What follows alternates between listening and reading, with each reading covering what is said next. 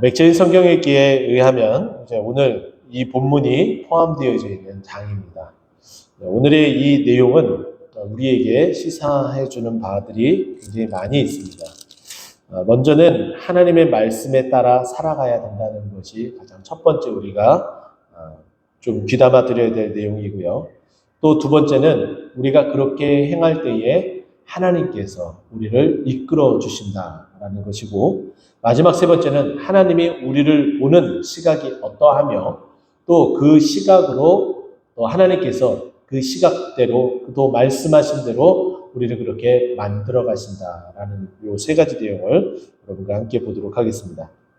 이스라엘 백성들은 애굽에서 이제 하나님께서 한 영도자를 세웁니다. 우리가 알고 있는 것처럼 모세라는 인물이죠. 모세를 부르시고 또 모세에게 말씀하셔서 이스라엘 백성들을 이제 430년이 된 그 해에 애굽에서 나올 수 있도록 하나님께서 명령하십니다. 그러나 이 출애굽이 시작할 때에 우리가 잊지 말아야 될 말씀이 있었다라고 제가 여러분들에게 소개해 드린 바가 있죠. 그 말씀은 출애굽기 1장 8절 말씀입니다. 요셉을 알지 못하는 새 왕이 일어나 애굽을 다스렸더니, 이거는 지난 시간에 여러분과 함께 말씀을 나누면서 요셉이 애굽 총리로 있었고 정말 이 7년의 이 흉년이라는 이 기간 동안에 애굽이 다른 나라에 비해서 무너지지 않고 오히려 애굽이 부국강병할 수 있었던 그 근원적인 이유, 그 원인이 무엇이었는지 우리는 말씀을 통해서 보았습니다. 요셉이 하나님의 사람으로서 애굽의 총리가 되고 그 모든 일들을 다 이끌어가고, 그리고 나서 애굽의 왕들이 대를 이어서 나아가면서도 늘 왕들은 그 왕의 수업을 할 때 역사 공부를 하게 되어져 있습니다.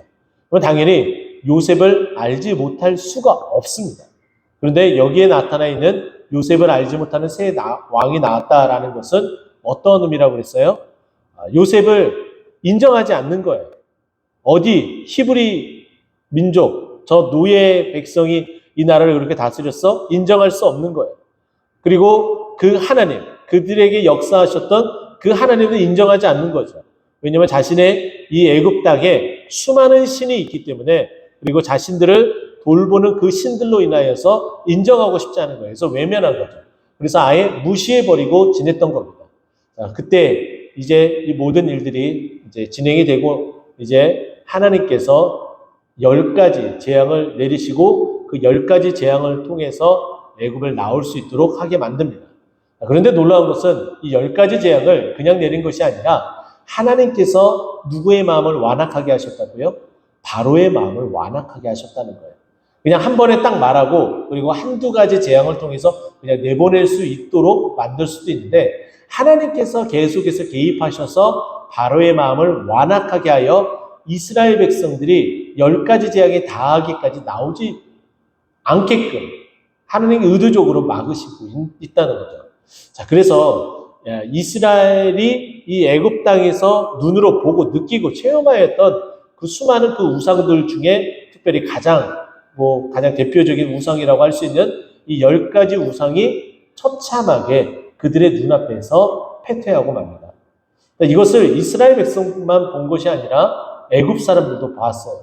또 애굽 사람들뿐만이 아니라 이 애굽은 이때 당시에 강국이었기 때문에 또 우리가 알고 있는 것처럼 가나안 땅에서 무역을 하는 사람들이 노예의 사람들을 사서 애굽에 와서 파는 일들이 있었죠. 그게 누구였습니까? 요셉이었어요. 이것처럼 강대국에 노예로 팔려 나오는 사람들도 굉장히 많았다는 거예요. 자, 그래서 우리가 오늘 본문 말씀에 보면은 38절 말씀 보십시오. 수많은 잡족과라고 되어져 있어요. 이 말은 뭐냐면은 이 애굽 사람들만 아니라 이스라엘 백성들뿐만 아니라 다른 여러 민족들이 여러 모양으로 이곳에 와 있어요. 상업을 위해서도 와 있을 터이고, 또 금방 제가 말씀드렸던 종으로 팔려서 이 자리에 와 있는 경우들도 있다는 거예요. 근데 그 사람들이 10가지 재앙을 보면서 애굽의 신들이 이렇게 많은데 대표적인 신들이 이스라엘의 하나님, 그 하나님께서 하나둘씩 물리치시네, 이걸 보게 된 거죠. 당연히 그 모습을 보고서 사람은 의례적으로 강한 자에게 붙습니다. 가장 강한 신에게 붙을 수밖에 없었던 거예요. 이스라엘 백성이 이 모든 상황들, 10가지 이 애굽에 있는 모든 신들에 대해서 모든 처벌이 다 내려지고 나서 이제 이 하나님만 붙들고 나아가야 되는구나, 이것을 인지하게 된 거예요. 자, 그래서 하나님께서 말씀하신 대로, 모세에게 명령하신 대로 35절 말씀 보니까 이스라엘 자손이 모세의 말대로 하여 애굽 사람에게 은금 패물과 의복을 구하매. 이건 준비하는 과정이에요. 하나님께서 애굽을 나올 수 있게끔 만드는 그 과정을 만들어 가시는 거예요. 근데 의복은 그렇다 칩시다. 근데 은금 패물은 사실은 필요할 수도 있고 필요하지 않을 수도 있어요. 그러나 이 모든 것들은 우리는 후에 뒤에 보면은 하나님의 큰 그림 가운데 다 그려져 있는 내용들이라는 거예요. 우리가 알고 있는 것처럼 하나님께서 성막을 제정합니다. 그 성막을 제정하고 그 성막 안에 들어가 있는 기물들을 하나님께서 하나씩 만들어요. 근데 그때 이스라엘 백성들이 모세 앞에 그리고 아론 앞에 자신들이 가지고 있는 은금패물을 다 가지고 나옵니다. 근데 그 은금패물이 어디서 났어요? 이때 가지고 나온 거라는 거예요. 근데 한번 보세요. 또 우리가 알고 있는 것은, 우리가 알고 있는 출애굽기를 볼 때에 가장 안타까운 사건 가운데 하나가 있습니다. 그것은 기다리지 못하고 아론에게 부탁해서 아론에 의하여 함께 이스라엘 백성들이 금송아지를 만들고 금송아지를 숭배하는 일들이 생깁니다. 그러면 그 금송아지를 만들 때에 사용되었었던 그 금은 어디서 났을까요? 동일하게 똑같은 이곳에서 난 거예요. 그래서 우리는 좀 외적인 부분들이지만은 하나님께서 우리에게 주시는 이 물질을 우리가 어떻게 사용하느냐에 따라서 우상 숭배에 사용되어 줄 수도 있고, 그 죄악 가운데 사용되어 줄 수도 있고, 또는 하나님의 귀한 일에 사용되어 줄 수 있다. 이것도 한 가지 우리가 기억해야 될 부분들입니다. 어쨌든 이스라엘 백성이 모세를 통해서 하나님께서 명령하신 그 명령대로 은금패물 뿐만 아니라 의복을 구하게 만듭니다. 하나님께서 그냥 출애굽 하시고 나서 10하루길이면 들어갈 수 있는 그 가나안 땅 그냥 들어가게 하시면 되잖아요. 또 전쟁에 능하신 하나님이시기 때문에 전쟁을 보고서 뉘우치지 않게끔 하나님이 기적을 베푸셔도 되잖아요. 그런데 이 죄악된 백성과 가나안 땅에 들어가기를 하나님은 주저했다는 거예요. 그래서 이스라엘 백성을 전쟁을 보며 뉘우치기 때문에 광야에서 40년 동안 둘리게 되죠. 그 40년 동안 둘리면서 어떠한 일이 벌어지게 됩니까? 한 세대가 나눠지고 다른 세대가 나타나게 되는 거예요. 이와 같은 역사의 흐름 속에 하나님은 그들이 광야에서 필요한 의복뿐만 아니라 후에 그 가나안 땅 안에서 하나님 앞에 쓰임받게 될 그 은금패물을 준비해라 라고 명령하죠. 그랬더니 어떻게 합니까? 이스라엘 백성이 그대로 말하는 대로 그대로 행하게 되는 모습을 보게 됩니다. 우리도 언제든지 어디서든지 하나님이 말씀하시는 대로 해야 돼요. 하나님이 말씀하시는 대로 하지 않아서 낭패를 본, 그다지 큰 낭패가 아니다 이렇게 생각할 수 있지만은 어찌 보면은 정말 큰 낭패 가운데 하나라고 볼 수가 있는데, 사사기에 보게 되면은 하나님의 그 말씀에 따라 살아가는 이스라엘 백성들이 있습니다. 그 중에 가장 큰 낭패를 본 사람은 저는 삼손이라고 저는 여겨집니다. 물론 삼손을 보세요. 그는 나실인으로 하나님 앞에 바쳐진 인물이었습니다. 나실인은 포도를 먹지 말아야 되고 포도주도 당연히 금해야 되고 시체를 가까이 하지 말아야 돼요. 또 뿐만 아니라 머리에 삭도를 내서는 안 됩니다. 이와 같은 규정들이 있어요. 민수기 6장에 보면 그 규정이 이제 나오게 되어져 있습니다. 자, 그런데 삼손은 자기 자신이 마치 대단한 양, 교만이죠. 그가 모든 것들을 다 좌지우지하는 모습 가운데 나타나게 됩니다. 우리가 대표적으로 그가 사자를 죽이고 그리고 사자를 죽인 그 죽음 안에 피어나게 된 그 꿀을 먹게 되죠. 결국 그것은 뭐예요? 시체를 만지게 되는 일입니다. 또 우리가 알고 있는 것처럼 나귀 턱뼈를 가지고서 전쟁을 합니다. 싸워서 이기게 돼요. 근데 거기에 보게 되면은 매우 독특한 표현이 나와요. 마르지 않는 새 낙이 턱뼈라는 표현이 나옵니다. 이 말은 뭐냐면은 결국은 그 낙이 뼈도 시체라는 거예요. 당연히 하나님 앞에 나신으로 바쳐졌음에 그 명령에 따라 살아가야 되는데 그렇게 하지 않게 되죠. 그래서 결국은 어떻게 됩니까? 그의 인생의 말로는 두 눈이 뽑혀지고 마지막에 그 성전의 기둥을 붙잡고 마지막에 죽을 때에 전사, 장렬히 전사하는 그런 모습이 우리가 잘 알고 있는 것처럼 그와 같은 모습을 보게 됩니다. 순종하지 않으니까 그 최후의 그 모습이 매우 처참하게 되어지는 것을 보게 됩니다. 또 뿐만 아니라 이 이후에 출애굽기에서도 그 모습을 보게 되는데 이스라엘 백성들이 광야에서 먹을 것이 없을 때에 하나님께서 만나와 메추라기를 내리십니다. 자, 그런데 안식일 전에는 이틀분을 하나님께서 허락해 줘요. 그래서 매일 한 오멜씩 거둬라 라고 이야기를 합니다. 그러나 안식일 전날 그 금요일에는 어떻게 해요? 두 오멜씩 거둬라 라고 이야기를 해요. 근데 하나님의 그 명령, 그 말씀에 따라 살아가지 않고 더 가져가서 좀 쟁겨놔야지 라고 생각했었던 사람은 더 쟁겨가봤자 어떻게 됩니까? 다 쓸모없는 무용지물이 돼버리는 거예요. 그래서 우리가 하나님 앞에 말씀에 따라 살아가는 것이 그래서 매우 중요하다라고 말씀을 드릴 수 있는 거죠. 또 36절 말씀 보게 되면은 그렇게 하나님의 말씀대로 하니까 여기 보세요. 여호와께서 애굽 사람들에게 이스라엘 백성에게 은혜를 입게 하사 은혜를 입었다라는 표현으로 이들이 우리는 미루어 짐작할 수 있는 거죠. 필요한 것들을 다 얻을 수 있게 되는 것이고 또한 철저하게 이 애굽을 벗어나지 못하게끔 만들었었던 그 바로와 이 애굽의 이 백성들이 결국에는 순수히 놓을 수밖에 없는 그런 상황, 그 은혜를 입게 되었다라고 말해주고 있습니다. 자, 그리고서 이렇게 이야기해요. 그들이 구하는 대로 주게 하심으로 하나님께서 구하는 대로 다 주게끔 은혜를 그렇게 있게 하게 만들었다라고 이야기를 해요. 자, 그런데 매우 놀라운 표현이 여기 한 가지 나와요. 여기 보게 되면은 마지막 부분, 36절 마지막 부분, 그들이 애굽 사람의 물품을 취하였더라라고 표현이 나와요.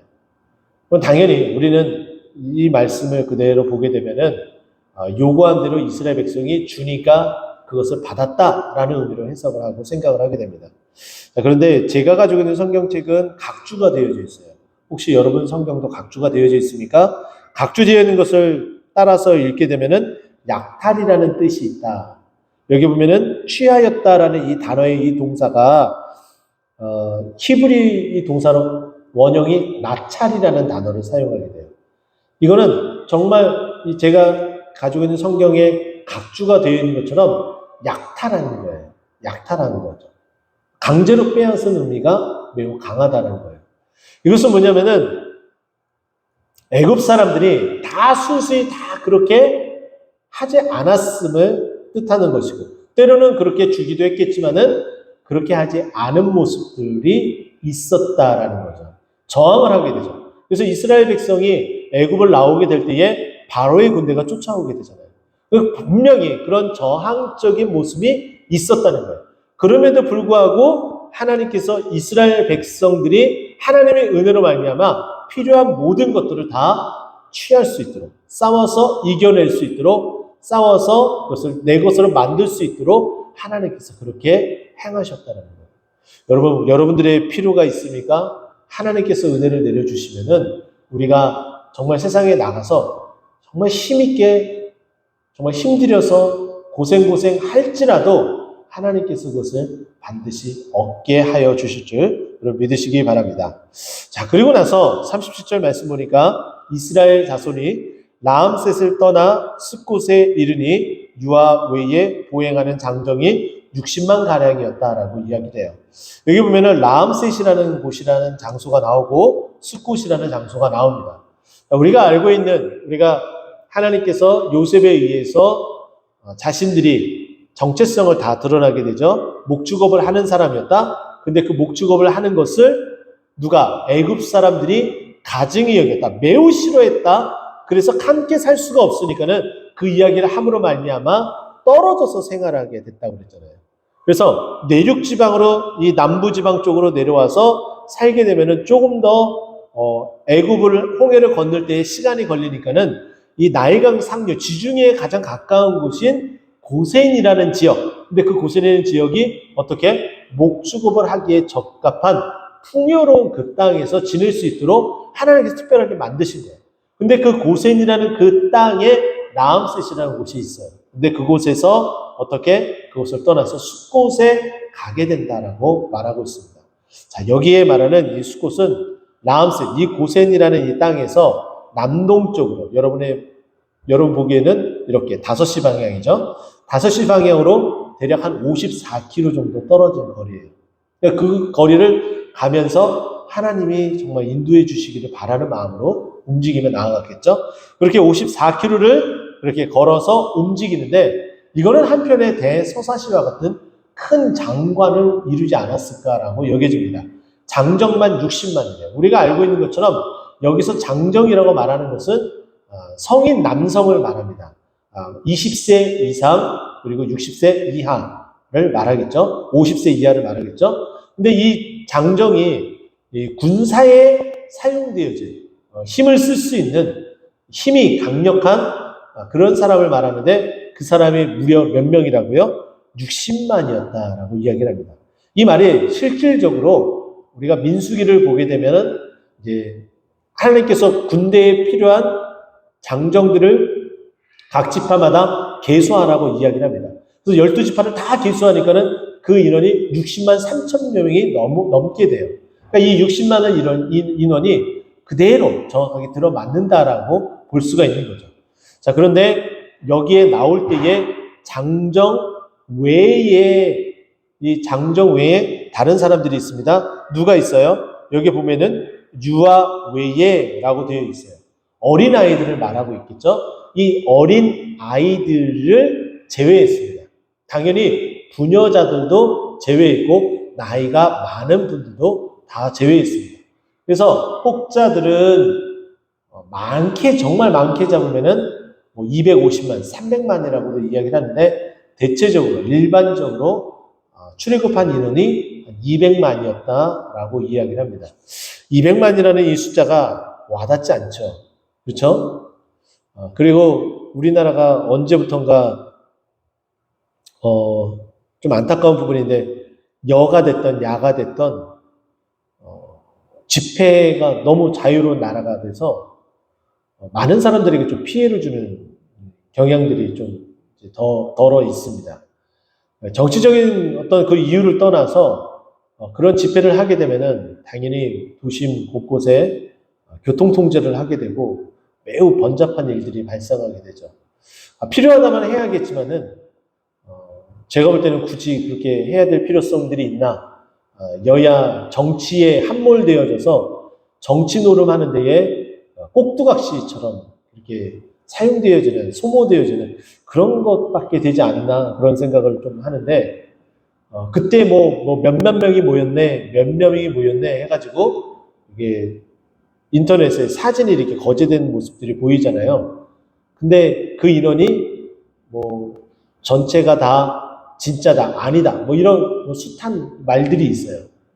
근데 정말 여러분들 이제 그 진짜 공식 집계하는 그 인원수를 보게 되면은 10만 명 정도가 얼마나 많은 사람인지 여러분 한 번도 직감해 보지 않으셨죠? 여러분들이 우리나라에서 월드컵 상하 월드컵 경기장에서 경기를 국가대표가 해서 만약에 가득 찼다. 아니면 뭐 기독교 집회도 상하 월드컵 경기장에서 종종 하잖아요. 그래서 상하 월드컵 경기장이 뭐 스탠드석이 가득 찼다. 정말 그 인원이 정말 어마어마하게 많잖아요. 근데 그 인원 다 해봤자 7만 명이 안 돼요. 정규 좌석이 6만 4천 몇 석인가 아마 그렇게 된 걸로 알고 있어요. 그러니까 7만 명이 안 되는데도 그렇게 많아요. 그런데 대략 6만 가득 찼는데 6만 명이다. 이렇게 치면은 그거의 10배예요. 장정만. 그러니까 어마어마하게 많은 사람이죠. 근데 이렇게 보게 되면은 54km다? 그러면은 거의 줄로 이렇게 세워서 대열을 서서 한 20명, 30명씩 이렇게 쭉 대열을 서서 움직인다 하더라도 거의 1km가 넘지 않을까라는 생각이 들 정도로 정말 어마어마 많은 사람들이 정말 이 출애굽을 하기 위해서 그 여정을 움직이는 모습을 볼 수가 있습니다. 그런데 이스라엘 백성만 이렇게 나온 게 아니에요. 그만 말씀드렸던 것처럼 누구도 나왔다고요? 수많은 잡족도 나왔다. 수많은 다른 민족들도 함께 나온 거예요. 이들이 왜 나왔는지 아까 설명해 드렸던 것처럼 이스라엘 백성이 그 하나님을 보니까 이 하나님이 가장 세구나, 이 하나님만 따라가면 우리가 살 수 있겠구나, 풍요롭게 지낼 수 있겠구나, 그런 판단하에 그 믿음으로 함께 나온 거죠. 그런데 이 놀라운 것은 하나님께서 모든 민족이 너로 인하여 복을 받을 것이다 라고 말씀한 아브라함의 그 약속이 1차적으로 또 성취되는 또 그런 기점이기도 합니다. 또 뿐만 아니라 이스라엘 백성 또 수많은 잡족뿐만 아니라 양과 소와 심이 많은 가축이 그들과 함께 했다라고 이야기를 해요. 이것은 이스라엘 백성이 가나안 땅에서 애굽으로 내려올 때 가지고 왔었던 그 가축들이 여전히 존재하고 그 수가 증가해서 정말 수많은 가축들도 함께 나온 거예요. 그 가축들 먹이 준비해야 되죠. 또 번잡하게 계속해서 그 나오는 그 대열과 그 행렬 속에서 그 모습을 보게 되면은 정말 이게 쉽지 않은 일이라는 것을 우리는 알게 됩니다. 자, 그러고 보면은 39절 이스라엘 백성이 이렇게 나오게 되는데 급하게 나오는 거예요. 황급하게 나오게 된 거죠. 그래서 그들이 애굽으로부터 가지고 나온 발교되지 못한 반죽으로 무교병을 구웠다. 그러니까 부풀리지 않는, 누룩이 들어가 있지 않는. 그래서 이것 때문에 후일에 이스라엘 백성이 6월절의 규례를 지킬 때에 무교병을 먹는 이유가 여기에서 기인한다라고 볼 수가 있는 거죠. 그들이 애굽에서 쫓겨납니다. 지체할 수 없었기 때문에 아무 양식도 준비하지 못했습니다. 그러나 하나님께서 이스라엘 백성을 먹이시는 거죠. 한 가지 우리가 기억해야 될 것은 하나님은 우리를 위해서 늘 준비하시는 여호와 일의 하나님이시라는 거죠. 그리고 또한 하나님께서 준비하지 못한 자들을 인도하실 때 그 독수리의 날개 품 안에 품으셔서 안전하게 거하시고 있다는 것.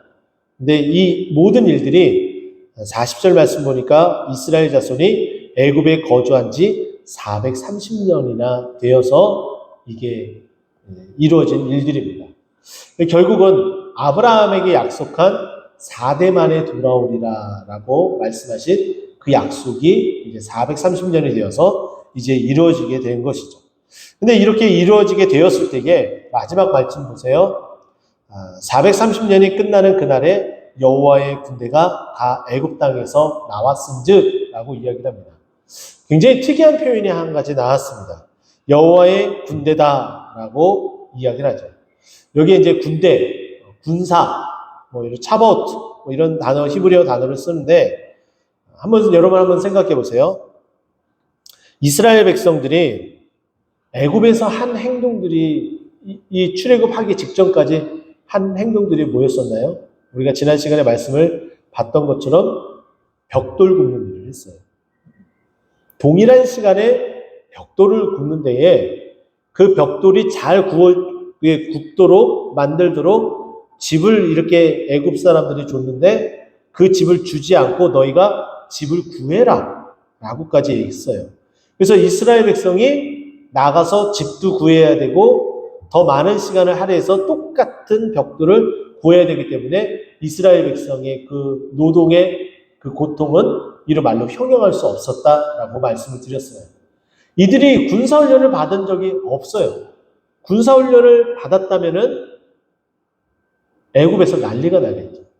그래서 모세가 태어났을 때 모세를 죽이려고 했었던 이유 가운데 하나도 그 수가 점점 많아졌기 때문이었다. 결국은 남자들이 많아지면은 어떠한 일도 벌어질 수 있으니까는 그것을 미연에 방지하기 위해서 모세를 죽이게 되는 어떤 그런 상황들을 만들어지게 되거든요. 자, 이런 것처럼 이스라엘 백성은 한 번도 군대 훈련을 받지 않고 또 지금 가지고 있는 무기도 없어요. 전혀 군대라고 볼 수가 없는데 하나님께서 여호와의 군대다라고 말씀하셨습니다. 이것은 이렇게 우리가 이해하면 좋을 것 같은데요. 하나님이 앞으로 군대를 만들어 가시겠다. 하나님의 군대를 만들어 가시겠다. 하나님의 군대는 어떠한 일을 해야 되나요? 하나님의 영광을 드러내는 거예요. 또 이스라엘 백성이 지금 애굽에서 나올 때에 무엇하러 나오겠다고 이야기를 했나요? 모세에 의해서 예배하려고. 하나님을 예배하는, 하나님께 영광 돌리는, 하나님의 성원을 찬양하는 그 모든 일들을 행하는, 승리함으로 그 일을 행하는 일이 여호와의 군대의 일이라는 거죠. 그래서 후일에 가나안 땅을 정복해 나갈 때에 여호와의 군대 그 위엄이 나타나게 되고, 우리가 정말 알고 있는 것처럼 다윗이 여호와의 군대를 모욕했기 때문에 골리앗을 정말 그 이름으로, 여호와의 이름으로 물리쳤었던 그 일들.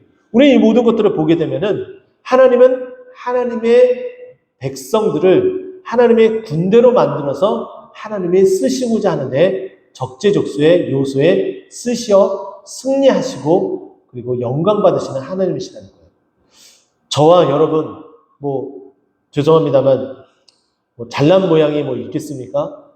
없잖아요. 다 마찬가지잖아요. 근데 하나님은 우리를 여호와의 군대로 부르셨습니다. 우리를 여호와의 군대로 부르셔서 이 지역의 영적인 기상도를 바꿀 것이고 또 이 지역에 구원이 선포되어지는 나팔이 될 수 있도록 우리를 사용하시겠다라고 말씀하는 것이죠. 이처럼 오늘 이 말씀을 기억하고 우리가 여호와의 군대인 것을 또 하나님의 말씀에 순종하며 살아가야 된다는 것을 또 그렇게 순종하여 나아갈 때 하나님께서 은혜 베푸시고 이끌어 주신다는 것을 꼭 기억하는 우리 모두가 되었으면 좋겠습니다. 기도하고 말씀 마치겠습니다.